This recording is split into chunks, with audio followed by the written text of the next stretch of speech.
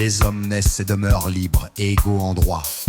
Les distinctions sociales ne peuvent être fondées que sur l'utilité commune. Le but de toute association politique est la conservation des droits naturels et imprescriptibles de l'homme.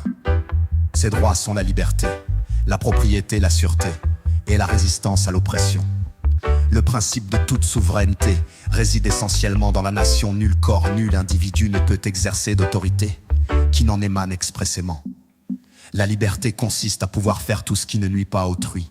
Ainsi, l'exercice des droits naturels de chaque homme n'a de borne que celle qui assure aux autres membres de la société la jouissance de ces mêmes droits.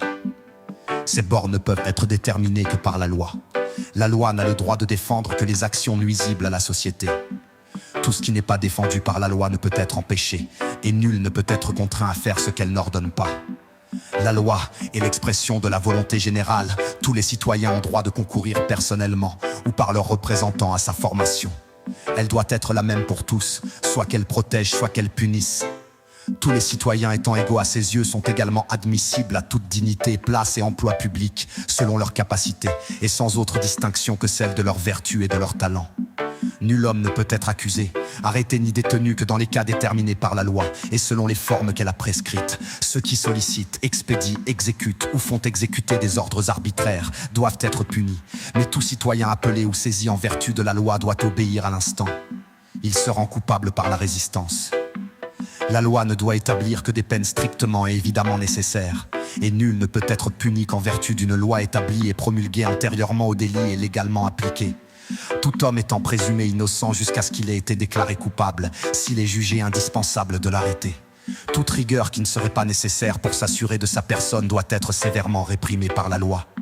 Nul ne doit être inquiété pour ses opinions, même religieuses, pourvu que leurs manifestations ne troublent pas l'ordre public établi par la loi. La libre communication des pensées et des opinions est un des droits les plus précieux de l'homme. Tout citoyen peut donc parler, écrire, imprimer librement, sauf à répondre de l'abus de cette liberté dans les cas déterminés par la loi.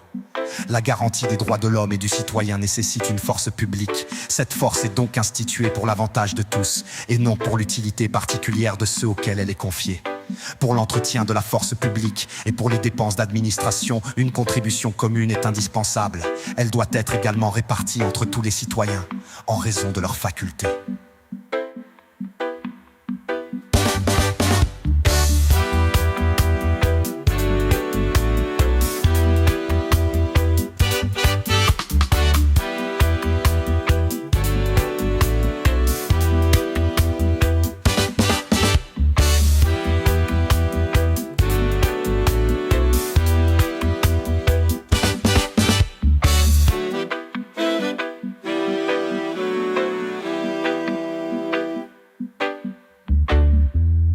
Tous les citoyens ont le droit de constater, par eux-mêmes ou par leurs représentants, la nécessité de la contribution publique, de la consentir librement, d'en suivre l'emploi et d'en déterminer la quotité, l'assiette, le recouvrement et la durée.